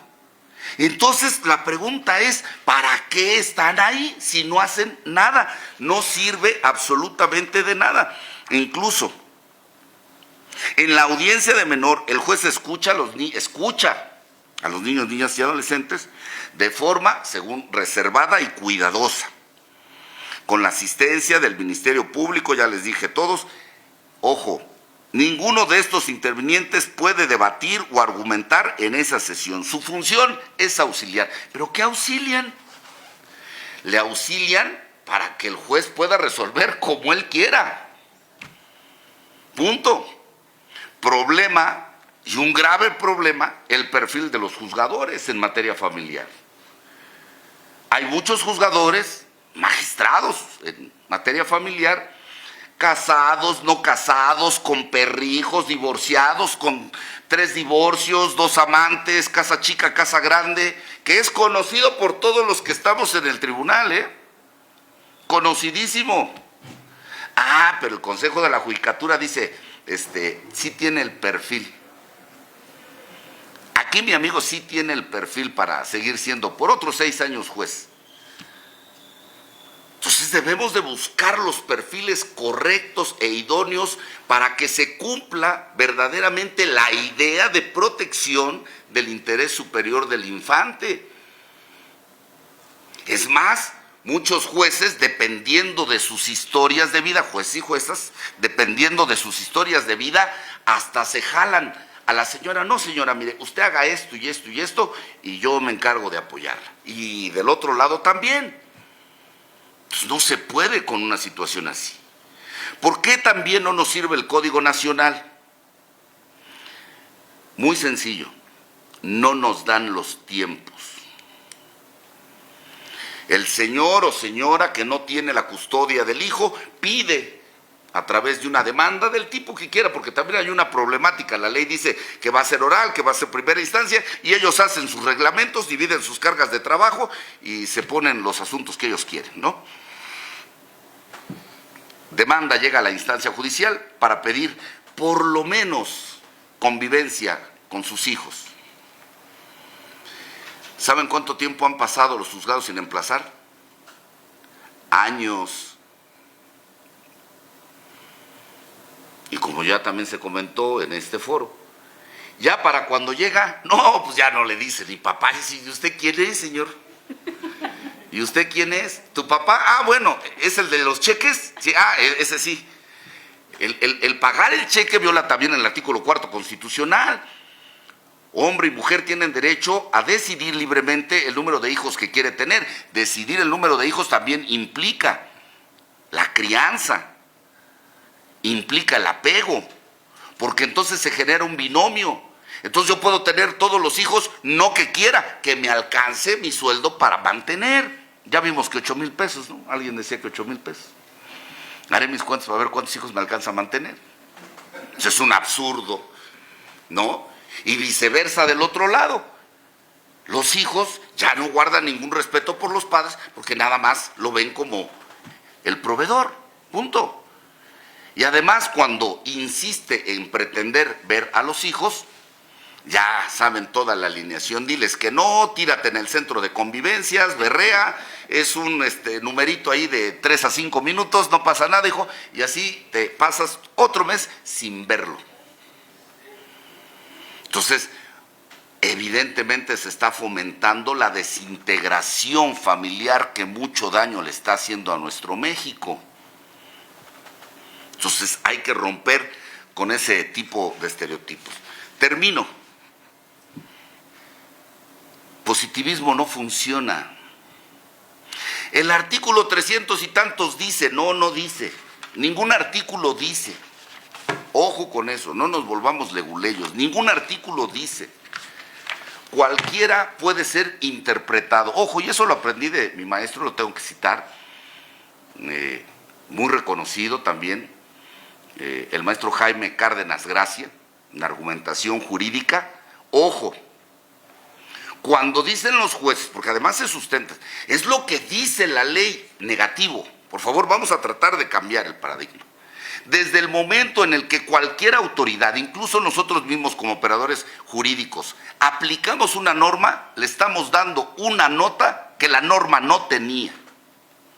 Estamos ampliando la norma.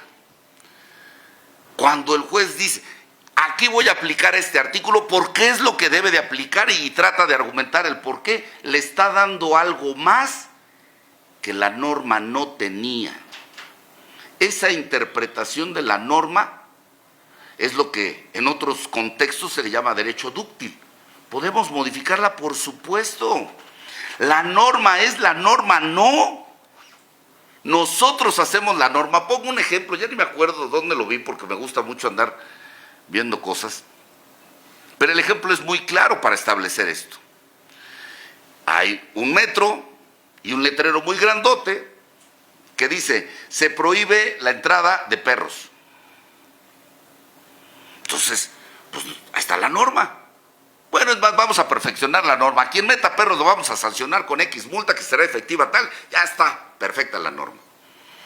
Y entonces se le ocurre a uno, bueno, pues ya no tengo perros, entonces me llevo un oso. ¿No? Y entonces se queda el policía. No puede pasar, señor. ¿Por qué no? Pues es que no se permite perros. Por eso, pues ya lo vio usted bien. Está más grande. Hasta se sube arriba de una pelota, mire. ¿No? Es un oso. Entonces, ¿qué? ¿Vamos a hacer caso a la norma? Por supuesto que si la norma no permite entrar al perro, menos al oso. ¿Me explico? Pero no debe de decirlo la norma. Nosotros tenemos que tener la capacidad intelectiva para poder discernir, interpretar y aplicar. Pero es más sencillo no pensar en un término de no pensar y simplemente aplicar, que hoy en día ya hasta quieren aplicar la inteligencia artificial para dictar resoluciones, válgame el señor, mejor que renuncien. No, creo que hay mucha gente capacitada que podría cumplir con mejores perfiles, que le gusta estudiar, que le gusta leer, que le gusta entender que el oso no puede pasar, aunque diga la prohibición únicamente perros. Tenemos que ir siempre hacia adelante, porque el ser humano es el único que genera ideas. La norma nada más es un parámetro. La idea hace a la norma y la aplica de manera eficaz y eficiente. Muchas gracias.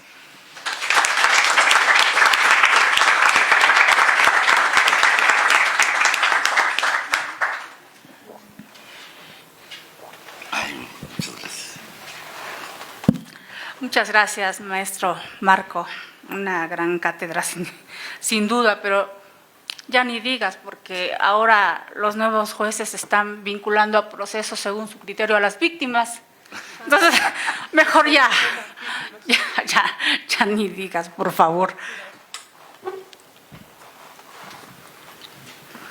Bien, después de todo lo que han dicho los grandes juristas que tengo aquí al lado, que me han dejado sin palabra y mejor deseo, o ha venido a mi pensamiento desear a renunciar a la conferencia, porque ya lo dijo el maestro Avendaño, también lo mencionó el maestro Marco, no nos ha servido para nada el Código Nacional de Procedimientos Familiares, y dice el maestro Avendaño, observo un error en el legislador, y igual el maestro Marco. Bueno, es que hasta en la Constitución yo no observo un error, observo cientos de errores y contradicciones dentro de los mismos preceptos constitucionales, se contradicen uno a otro, sobre todo las últimas reformas, y que va en la última reforma de anoche con respecto a la ley de amparo, ¿no? Es que bueno, el legislador ni siquiera se da la iniciativa de leer lo que les manda el Ejecutivo, la insensibilidad de lo que siempre les está enviando el Ejecutivo para llevar a cabo las reformas, de verdad. Y lo he visto físicamente, que están allá en sus oficinas y ya nada más les tocan el timbrecito, primera llamada, segunda llamada y tercera llamada para votar, y llega así como en manada los legisladores. ¿En qué sentido vamos a votar? ¿A favor o en contra? Ni siquiera han leído las iniciativas, que son fojas, cientos de fojas, cuando se trata de la reforma de la Constitución, pues mucho menos si van a tomar la mínima molestia de leer las reformas que se le hicieron al Código Nacional de Procedimientos Civiles y Familiares, porque pues era un libro y ellos tienen sobre todo los últimos legisladores, de reformar en 2 horas una ley de 500 artículos. Es imposible. Y por eso hay tantos errores garrafales en los códigos y en la ley suprema. Bien, desde la constitucionalidad, el interés superior de los niños y niñas, o infantes, o menores, o que les llamen como quieran y quien quiera, niñas, niñes, chicos, chicas, chiques, como sea, pero que se haga efectiva y que hagan efectiva tanto las leyes en jerarquía de mayor a menor, pero que se hagan efectivas para que el juzgador y también los litigantes, los postulantes, tengamos los mecanismos de poder proteger ese interés superior del menor. A mí me tocó un caso cuando se le hizo la entrevista a una menor de 13 años y que dicen que ya no hay la alienación parental. Claro que existe, de alguna u otra forma es la influencia de alguno de los 2 padres hacia los hijos, claro que lo hay. Esa manipulación que ni siquiera a veces es tanto verbal, porque hay padres muy inteligentes de llevar a cabo una manipulación. Y a la infante de 13 años, de manera inmediata, fue muy sincera. Los niños dicen que siempre dicen la verdad. Y de inmediato dice la menor, bueno, yo quiero estar con mi papá porque mi papá me deja salir todos los fines de semana y me deja llegar a la hora que yo quiero. Y a veces hasta ni siquiera me dice nada si me quedo en casa de una amiga o de mi novio. A los 13 años. Una manipulación, de alguna forma, que a la niña le beneficia porque está cómoda. ¿Sí? Y a lo mejor a la mamá lleva a cabo reglas establecidas y eso le incomoda a la menor. Pero es una manipulación finalmente porque el papá, quizá desde la perspectiva como madre, como madres nosotras, estamos con una preocupación de que los hijos lleguen a casa sanos y salvos, y por eso se les establece una norma y una regla de un cierto horario para que lleguen a casa, para que lleguen a sus hogares, ¿no? Y quizá el padre o la madre, porque también ambos padres llevan a cabo esa manipulación, porque es una manipulación de darle toda la libertad al hijo, pues para que el hijo esté contento conmigo. ¿Y qué tanto daño se le puede hacer a un menor en ese momento o en esos momentos? Porque hemos visto tantos casos y estamos viviendo una situación verdaderamente atroz en nuestro país, de que constantemente en las redes sociales o en las fiscalías o en las propias calles, menor desaparecido, menor desaparecido, menor desaparecida, menor. Ambos ya corren el mismo riesgo, tanto niñas y niños. Menor desaparecido, niña desaparecida, y estamos verdaderamente en ese ir y andar de los derechos, ¿qué tanto les puede perjudicar a los niños mismos? Porque el Estado, fíjense bien, o el gobierno legisla, y en cualquier situación que se le presente de algún escándalo social, de inmediato legislan y lo mandan a la Constitución, al artículo 4. Para ser exacto, ¿no? Ya saturaron el artículo 4, que ya nace el artículo 4, y esto ya se ha vuelto el artículo 4 el recipendiario de todo descontento social. Entonces legisla, y el Estado tiene el deber de dar educación, de dar salud, de dar todo el bienestar y toda la comodidad para el menor. Pero nada más dice debe. ¿Y dónde existe una ley secundaria, reglamentaria, que obligue efectivamente al Estado o al gobierno mismo para que cuando un infante se encuentre en peligro, llevar a cabo ese mecanismo certero de salvar a un infante que está siendo objeto de violencia de toda índole, violencia sexual, violencia económica, trata? ¿A poco no nos damos cuenta como sociedad cuánto niño, cuánto infante, cuánto menor, ya sea mujer u hombre, son usados en las calles para pedir dinero? ¿Cuántos? Saliendo incluso aquí a Insurgentes, hay un sujeto que trae una receta médica. Y me paré y la otra vez me dijo, ¿me puede ayudar porque tengo que llevar a mi hijo al médico?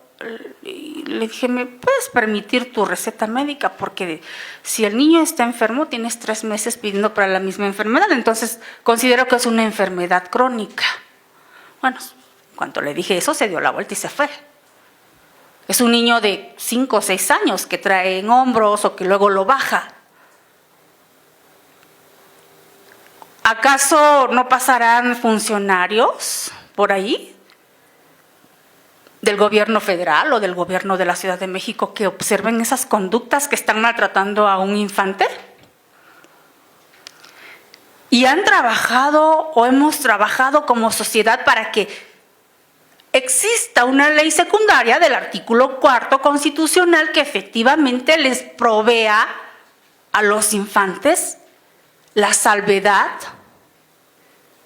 No lo existe, no lo hay, porque eso debería de perseguirse, esas acciones de los adultos que tratan a los menores, aunque sean sus hijos, debería de existir o se debería de trabajar en común todos los que estamos aquí y con los que están allá ocupando los cargos importantes, para que efectivamente tengamos los mecanismos como sociedad que nada más, incluso, ¿cuántos policías no pasan por Insurgentes? Eso debería de ser motivo de que inmediatamente brindarle al infante la seguridad de inmediato, porque ese niño está siendo inseguro en esos momentos, aunque sea su padre, lo está explotando. Usa como medio a un bebé para solicitar recursos económicos y no creo que sea para el bebé. Lo lleva al bolsillo del adulto. Y el Estado se queda omiso. Y lo único que ha hecho, porque es hasta 2011, a través de los casos polémicos, que México ha formado parte o ha firmado en tratados, ¿sí?, tanto en la Comisión Interamericana de Derechos Humanos como en la CDN, y que simplemente adopta lo que en los tratados o lo que en las leyes internacionales existe y lo lleva y lo atrae aquí a la Constitución a medias. Y se ponen a legislar después en materia familiar para llevar a cabo una vanagloria y decir México o los diputados acaban de aprobar una ley que protege a los menores. Pero los postulantes en los juzgados se encuentran con todo este tipo de irregularidades y con todo este tipo de bloqueo legal y jurídico dentro del derecho positivo. ¿Por qué? Porque precisamente tenemos una insensibilidad, o tiene el gobierno una insensibilidad para estos temas, de las familias, de los niños, de las mujeres, de las niñas. Incluso después del 2011 se llevaron a cabo las fundaciones de la Procuración y de la Procuraduría de la atención a los niños y niñas y adolescentes. La sociedad está informada con respecto a todos estos mecanismos que pudieran ayudar a los menores. Llevan a cabo, fíjense bien, sus reformas y las implementaciones de instituciones. Y lo que no dan es el conocimiento hacia el pueblo. No lo dan, no lo otorgan. Nosotros, porque estamos en el medio del conocimiento del derecho, pero hay miles y miles y miles de mexicanos que no conocen o no saben dónde están esas instituciones. Y esas instituciones ahí están. Y perciben un recurso económico millonarísimo por parte del pueblo mexicano. ¿Y qué hacen? También existe un DIF. Pero más que ayudar, entorpecen de verdad y dan miedo, terror. Porque no son eficientes, es la verdad de las cosas. No hay una eficiencia por parte de las instituciones. ¿Cuánta y cuánta corrupción? No sabemos.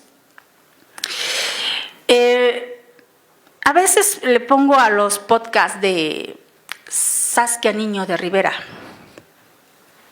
Había un niño, una persona ya adulta, que relataba que no vivía con sus padres y que vivía con su abuelita. Y se le salió a la abuelita. Y el DIF se lo lleva. Y estaba relatando todos los padecimientos que pasó en el DIF.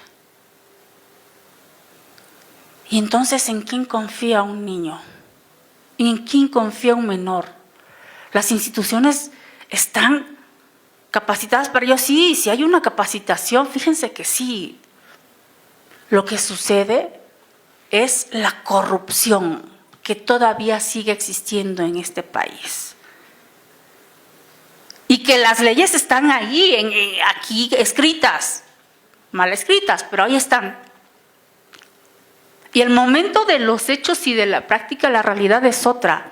Aunque firmemos en la Convención Internacional de Derechos de Niñas y Niños y Adolescentes, aunque México sea parte total, si se incumple y perciben económicamente, como ya lo dijo el maestro Marco, y perciben económicamente, pero total, si no se cumple, ¿qué va a pasar en este país? Nada. ¿Van a sancionar a México?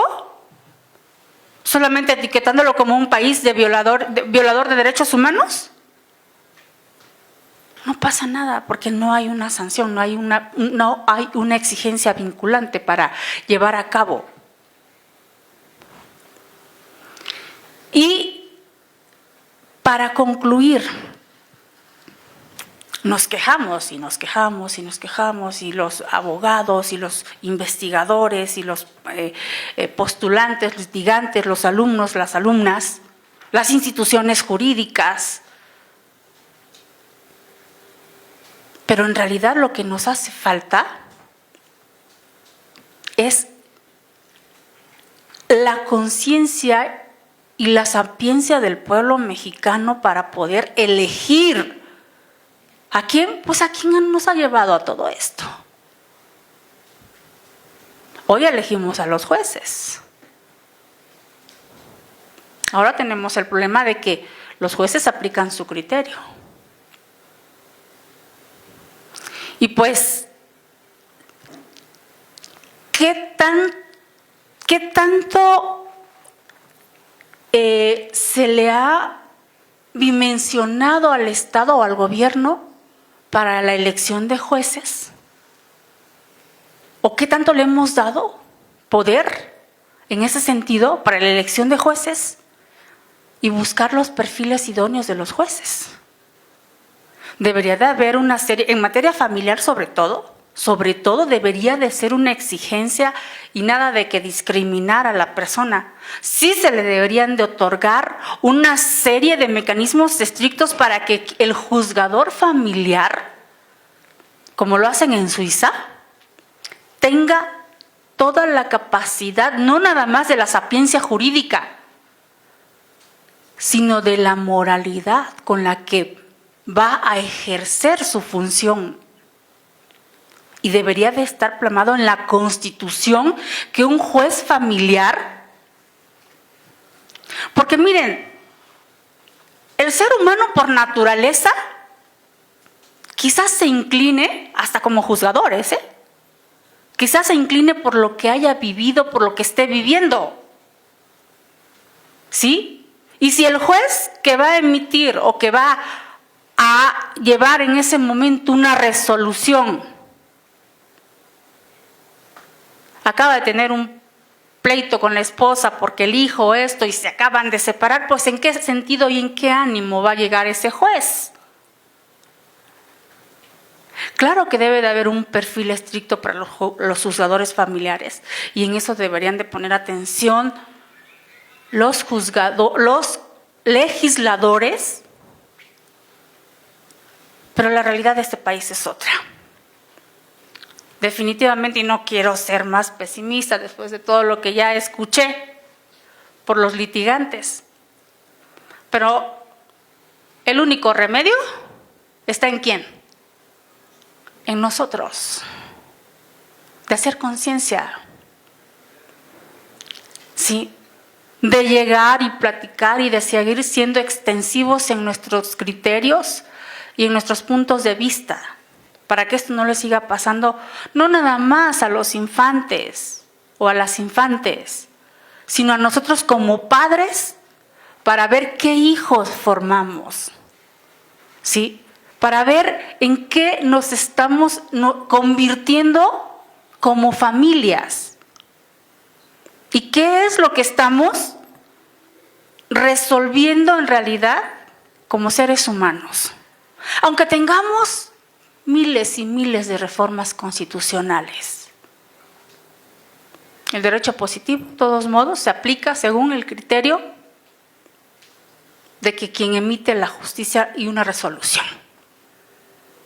¿Y en qué sentido? ¿Y cómo lo lleva a cabo? Pues ya lo escuchamos con los postulantes. ¿En qué sentido? ¿Cómo se lleva a cabo? Pues ahí está la psicóloga, está el Ministerio Público. Finalmente, las instituciones o las personas, las figuras que representan a esas instituciones, poco pueden hacer. Se basa en el derecho el juez para emitir la resolución, ya sea en el derecho o su criterio. Pero hay que retomar todo lo que se ha dicho aquí y cuál será el mecanismo eficiente. Hay una ineficiencia por parte de nuestras leyes, claro que las hay, y es un batallar. Y lo que leemos es una utopía de lo que quisiéramos tener en realidad. Lo que no existe en este país es el dar a conocer y tener una cultura de lo que podemos o de lo que intentamos hacer a veces los juristas para defender a una infanta o un infante. Y tenemos claro, ahí en las calles, todos los niños que son explotados y que, por supuesto, ¿ustedes creen que no pasa una jefa de gobierno por insurgentes y lo ve? ¿Ustedes creen que no pasa incluso hasta el presidente de la República y observa? ¿No debería existir un mecanismo de inmediato para que ese menor esté y se ponga en salvedad? No lo existe y ni les interesa. Pero en nosotros está en que eso vaya disminuyendo. Muchas gracias.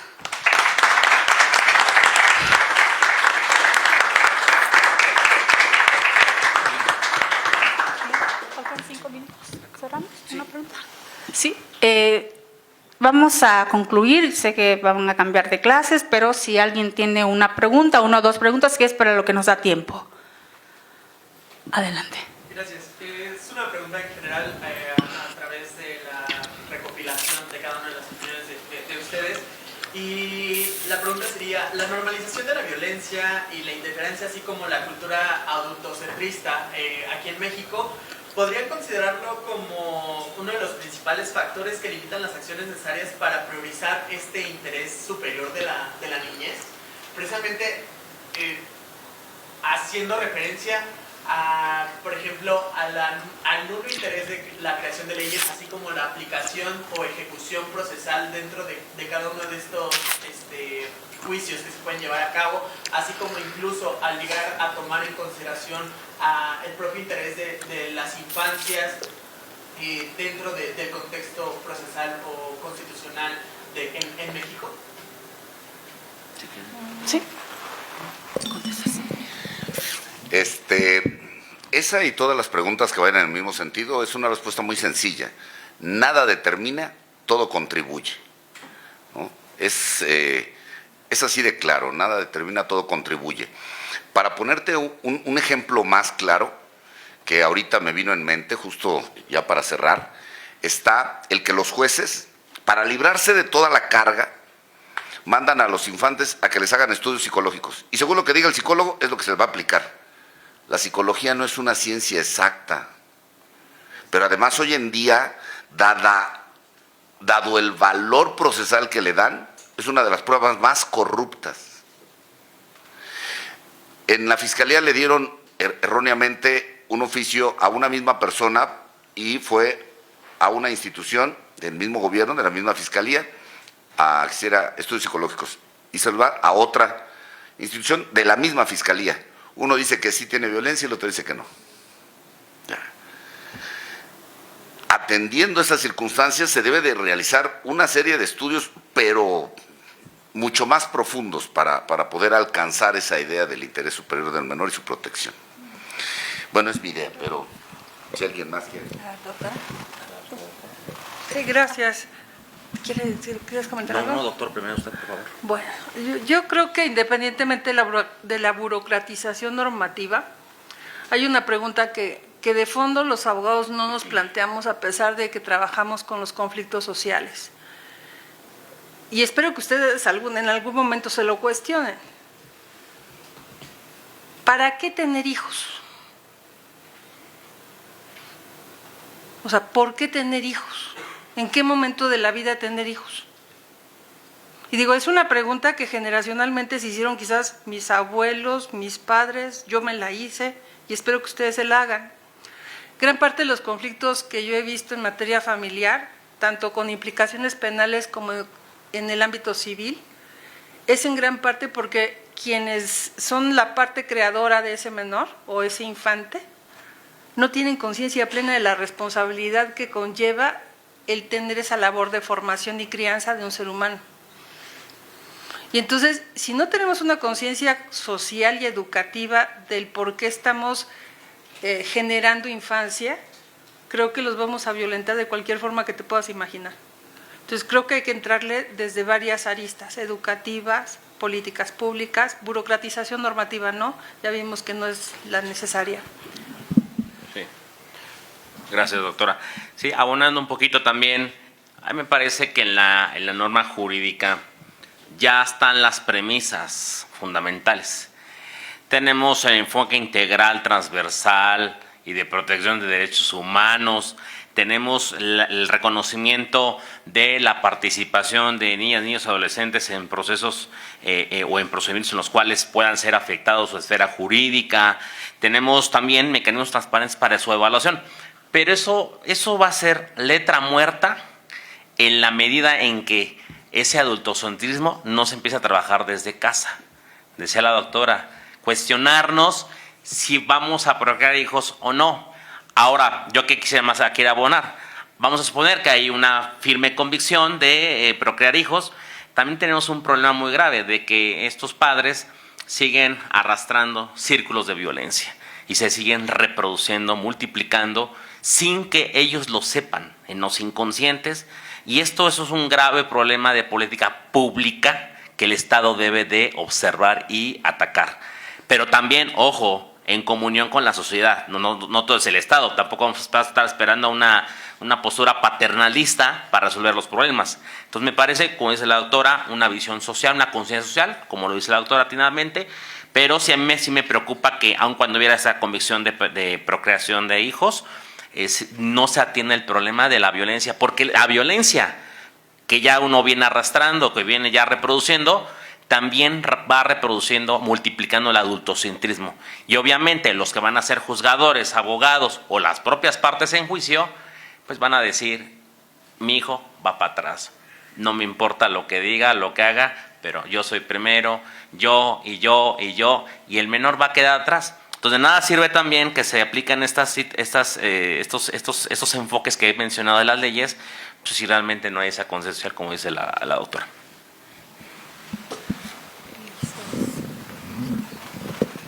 Pues si ya no hay... tiene una pregunta porque ya es la una. Rapidísimo. La cuestión es, ¿ustedes creen que nosotros como alumnos deberíamos de empezar a tener, aunque sean materias o así que conferencias relacionadas a la lógica jurídica, esto para prevenir la interpretación errónea, incluso el seguir aplicando mal estas normas? Sí, claro, por supuesto, es lo que acabo de decir, o sea, la conciencia, la plática de todos estos razonamientos jurídicos se tiene que aplicar por lógica jurídica y desde luego, pero no nada más aquí, sino llevarlo, aplicarlo a la sociedad, ¿de acuerdo? Estudia filosofía. Sí, claro, la filosofía es la ciencia de las ciencias para razonar la realidad y con eso vas a resolver muchas cosas del mundo. Con o sin ley. Así es, con o sin ley, la filosofía es la clave de todo eso. ¿Por qué los maestros, o bueno, la institución como tal, no se ha planteado el poner una materia en específico para que nosotros como tal salgamos? Bueno, ustedes llevan todo un bagaje programático de materias y en ellas se incluye desde las filosóficas, introducción y filosofía del derecho. Eso sí llevan. Y ya en el posgrado, que esperemos que haya caigas, pues te daremos hermenéutica, argumentación, reforzaremos tus bases de lógica argumentativa y bueno, te digo, opción B, estudia filosofía. Y sirve mucho para la práctica también, ¿eh? Claro. Nada de que ahí es que no es pura teoría, no, para la práctica en cualquier ámbito del desarrollo profesional. Sí, necesitamos abogados que se sigan preparando. De acuerdo. Pues muchas gracias, alumnas, alumnos.